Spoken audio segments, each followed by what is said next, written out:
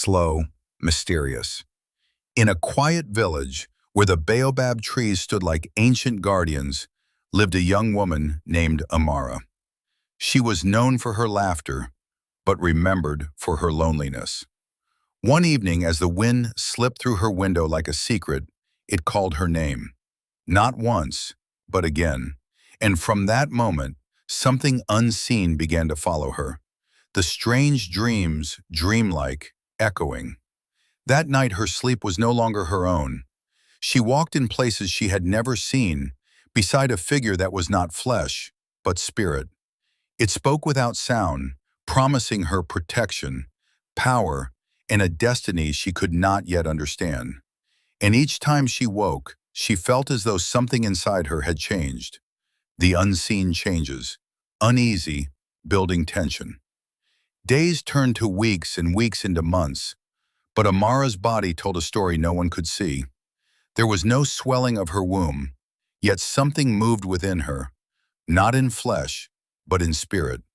The elders whispered, the villagers watched, because even her shadow no longer moved like her own. The silent 9th month, slow, eerie calm. Then the 9th month came, and just as suddenly as it began, everything stopped. No dreams, no voice, no movement. What had grown inside her vanished without a trace. No pain, no child, only silence. But deep within her, she knew this was not the end. The 5th year, dark wonder, rising curiosity.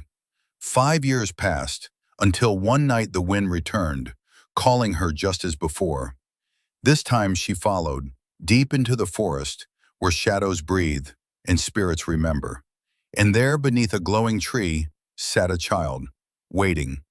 Mother, it said, the child of no past, intimate, unsettling. The child was not like the others. Its eyes held storms. Its voice carried echoes, as though many souls spoke at once. It did not ask who she was. It already knew, because it had been with her long before this moment, hidden not in her body, but in her soul. The truth revealed, intense, emotional swell. With a single touch, the truth came rushing back.